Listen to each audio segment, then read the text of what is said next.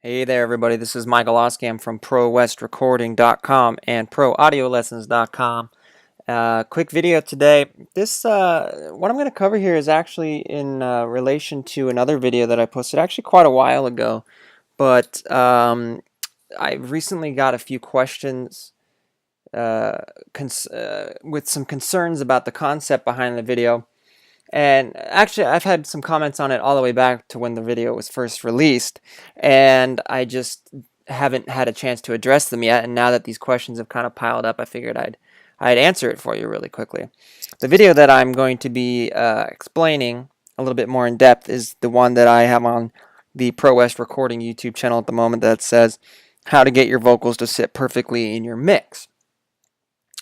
And I commend a few of you out there who actually trusted your audio instincts, and you wrote me a few comments about how it seemed like there was something in the step, there was some step in the process that maybe you were missing, or it didn't seem to be working the way you had thought. Upon reviewing the video, I totally understand where you guys are coming from. I'm going to say that the way the technique is done in the video is actually correct, but it's done for a different reason. In that particular video, and maybe I didn't explain it as well as I could have, so on that, I apologize. I'm here to correct it. In that video, the vocal, you'll have to watch it to know what I'm talking about. The vocal is the only deciding factor into how much compression is applied to the stereo track, the 2-mix, including the vocals, so all of the instrumentation and the vocal. And this is something that all the pros do very often, if you would like to have your instruments separated from your vocal and have the vocal compressing the instruments so that the vocal floats on top, which is kind of where it gets misleading, and I guess it was in the way I titled that video. I'm going to show you how to do it really quick. If you grasp the routing behind that video, you're going to have absolutely no problem with this. It's just one additional step. So first I'm going to play this. This is a song I've been working with for the past few videos. I'm going to play the first verse for you here, and then I'm going to jump into the technique. Another girls in the past told that I love you, who I find I'm still dreaming of. And I don't know if your dreams are still filled with me, or thoughts of every day. Wish that we would be. I wake up all alone in our empty bed. She's your favorite color, a burgundy red. Night after night, I'm tortured by your hope. I try and I try to let these feelings go, can't let it go. Okay, so just in listening to that, I can hear, granted I'm doing this tutorial on a laptop with earbuds because of the location I'm in, but normally I'd be in my full studio with calibrated monitors and all that. But I can hear that the vocal has some trouble coming out at certain parts. Now, first what you'll notice here is all of this automation that's written. This is volume automation, and this is really just to get rid of some plosives and to bring up some levels. You'll see this track was actually recorded with a little bit of compression, so here I'm actually lifting some of the compression. And as you've seen in some other videos of mine, I'm very meticulous when it comes to vocals. But to get an overall feeling of the vocal sitting on top of the mix prominently, here's what we're going to do. First, what I want you to do is I'm going to come down here. I like to put these buses by my master, or excuse me, these auxes by my master fader. So I'm going to create 2 stereo auxes, okay? And one we're going to call music, and the other one we're not going to name just yet. All right. And I always like to solo save those. The music, I'm going to set a bus as its input, 2526, and we'll call it music. Okay, cool. Now what we want to do is I want to send everything that's music to the music bus. Okay, not send, I should rephrase that. Change its output. Okay? Now, if you have, let's say you have 3 acoustic guitars, and then you have those subgrouped into a stereo aux, you only need to route the output of the stereo aux. Does that make sense?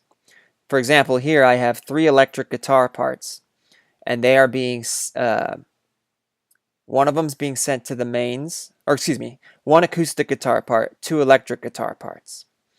What I want to do is send all of that to the music, but as you can see, the electric guitars are sent to this guitar sub, which is now represented by this aux here.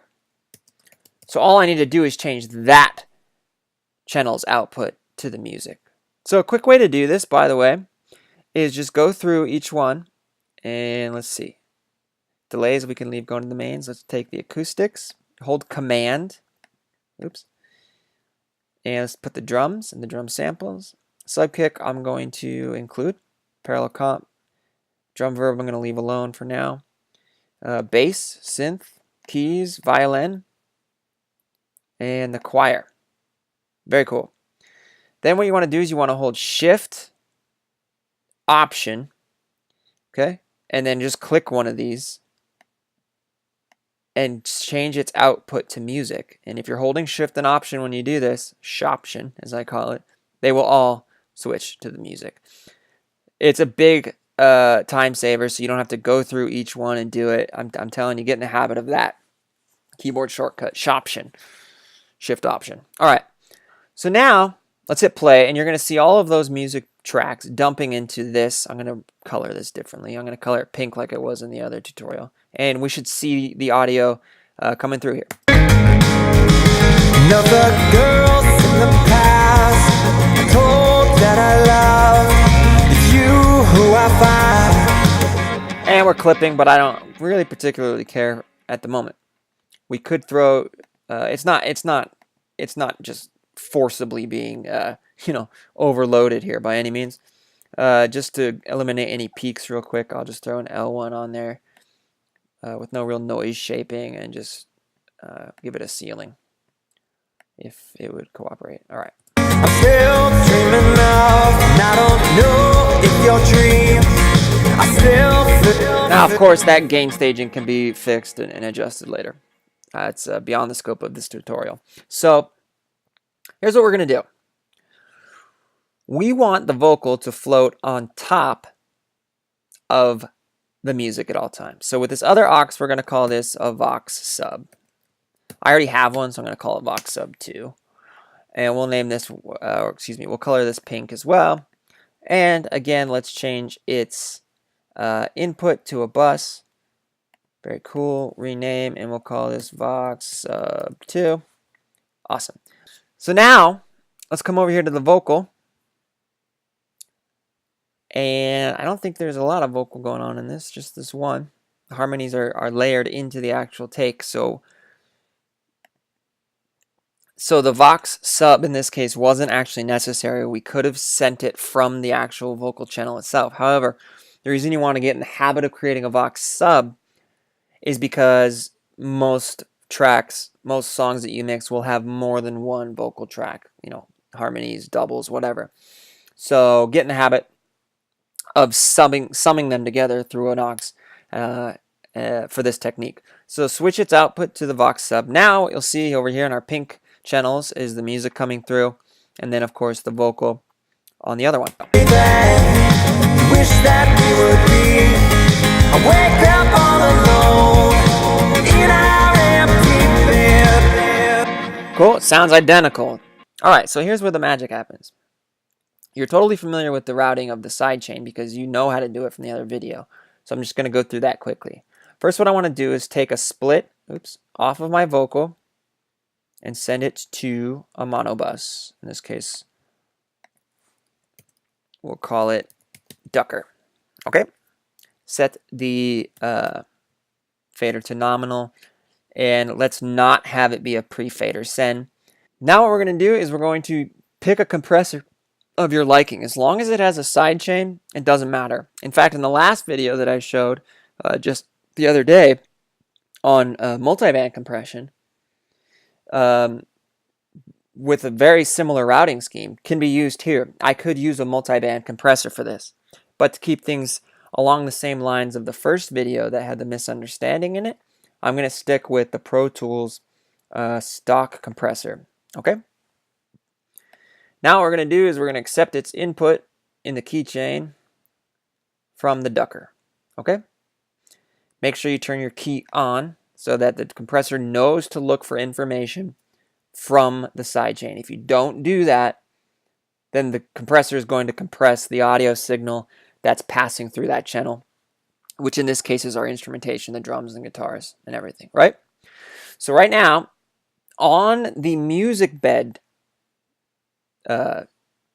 channel, we have a compressor, and the compressor is looking for input from our vocals that are summed together and the send that we've created. Pretty straightforward. I think you guys have been following along with me long enough to know that you know how to do this. Now it's all a matter of nailing the settings. Okay, so I'm going to hit play and I'm going to tweak it a little bit. Pay attention to what I do while I'm doing it, and then I'll walk you back through it. She's your favorite color, a burgundy red. Night after night, I'm tortured by your hope. I try and I try to let these feelings go, can't let it go. I can't let it go.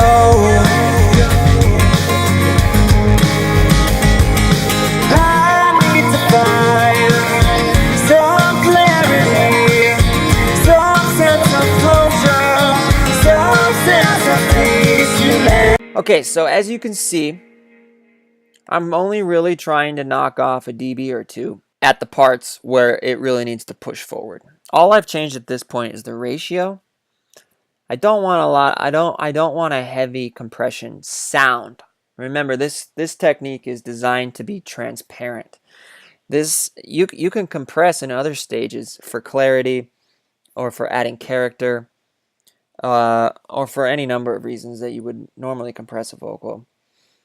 But here we're compressing, or excuse me, vocal or the music. Here we're compressing the music, and we don't want it to be audibly noticeable.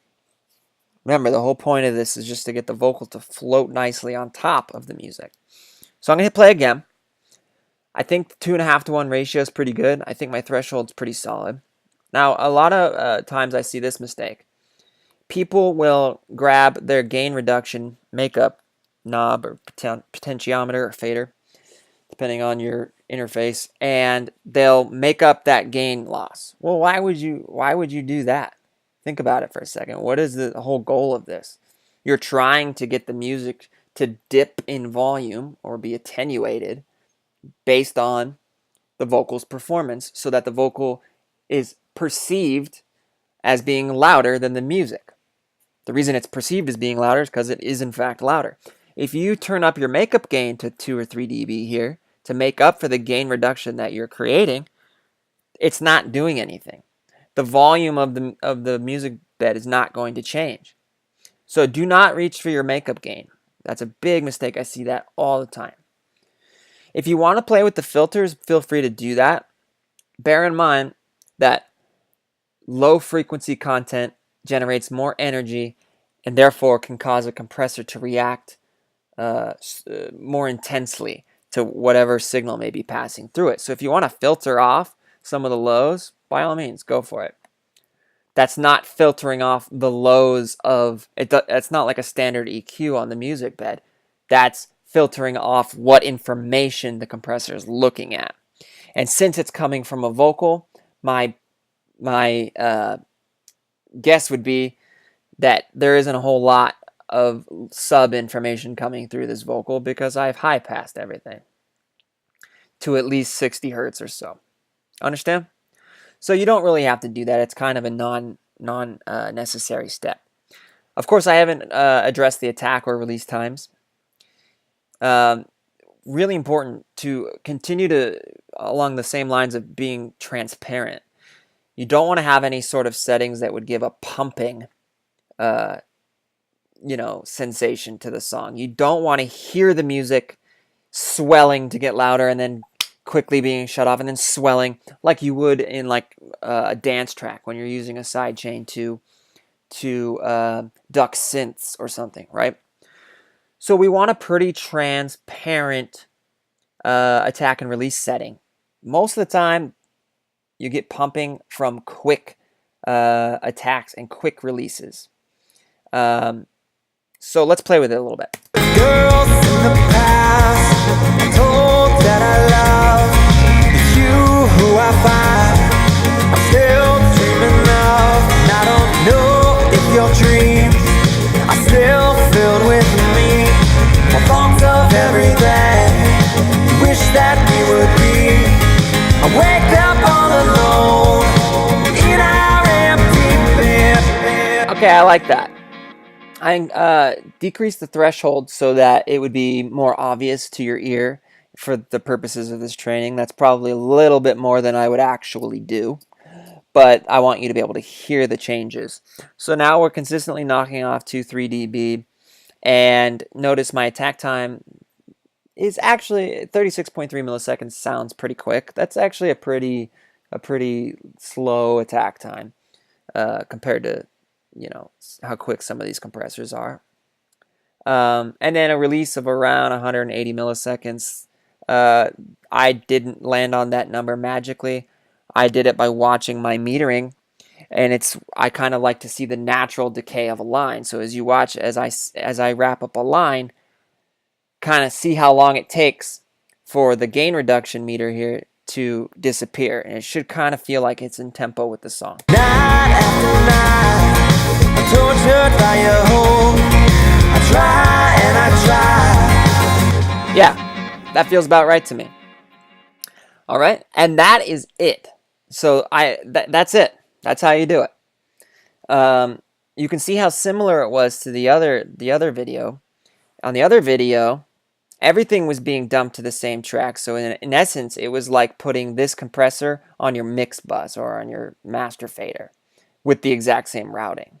So that what it was doing is it was compressing the entire mix, but it was only compressing as it related to the vocal. The vocal was the key deciding factor in what was being compressed. I hope this clears up that confusion. Thank you again to those of you who spoke up. You don't have to be a jerk about it. Some people get off on being jerks. I totally get it. But you guys were, I appreciate you guys watching, and I appreciate your honesty with me. And you guys handled it with class. And that's how you should handle any and all situations that you come across in the audio world, because it is a small community. And if you make a bad reputation for yourself by bad-mouthing others, you're not going to get a lot of work. So if someone makes a mistake or doesn't explain something clearly, I don't mind you guys calling me out on it or pointing it out to me at all. Just please do it with respect. I will continue to make videos, and I hope you guys enjoyed this one, as I hope you have enjoyed all my previous videos. If you would like to ask me anything, send me an email at michael@prowestrecording.com. And it can be about anything. If you have a mix question, if you have a suggestion for a video, and a popular inquiry is, will you mentor me? Will you be somebody that I can turn to? Can I take lessons from you? That kind of stuff.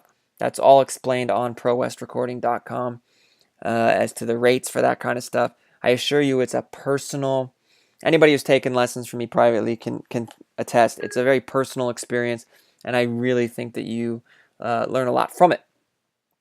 So I hope, as always, that you can take this technique and apply it to a mix you're working on now.